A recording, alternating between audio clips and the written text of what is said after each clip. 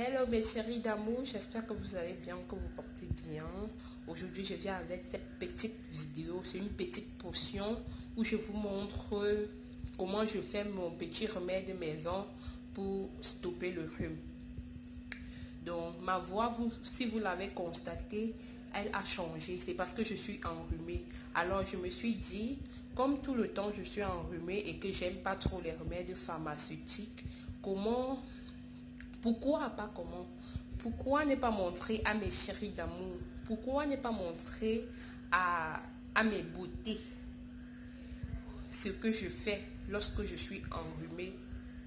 Et cette potion, elle peut être donnée à l'enfant nouveau-né, elle peut être consommée à volonté aussi, parce que tout est vraiment naturel, il n'y a rien de toxique, il n'y a rien de nocif pour la santé, tout est naturel.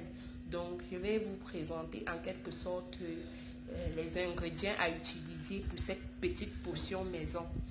Donc mes chéris d'amour, avant d'aller plus loin, n'hésitez pas à vous abonner sur ma chaîne, partager pour agrandir la famille, liker et surtout activer la cloche de notification pour être toujours parfum de mes nouvelles vidéos. Alors, pour ce qui est des ingrédients, mes chéris d'amour, on aura besoin du gingembre ou encore du ginger. Voilà, elle est lavée, j'ai pas besoin de nettoyer. Je la lave juste bien avec de l'eau. On aura besoin du l'ail. Là, j'ai pris 6 gousses d'ail. On aura besoin du l'ail, que voici, c'est ça là. On aura besoin d'oignons, peu importe que ce soit de l'oignon rouge, que ce soit de l'oignon blanc, peu importe vraiment. On aura besoin du citron. Moi, j'ai opté pour 2 citrons. Donc, la potion, les ingrédients que je vous montre ici, c'est pour une potion genre de 3 jours. Donc, je vais prendre matin, soir, matin et soir, matin et soir. On aura besoin du miel. Heureusement que j'avais encore un peu de miel dans la chambre. Donc, on aura besoin du miel. Je vous retrouve pour le mélange dès que je finis d'écraser mon gingembre, l'ail et l'oignon, mes chéris d'amour.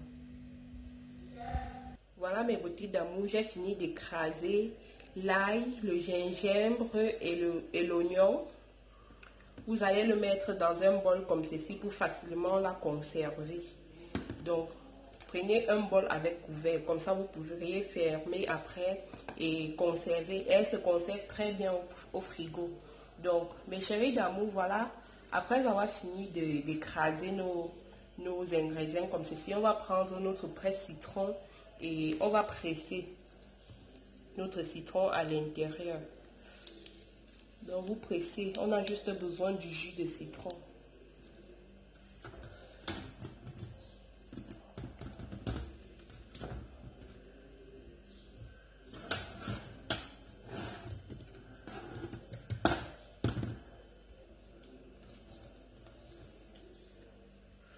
On prend le deuxième, on presse.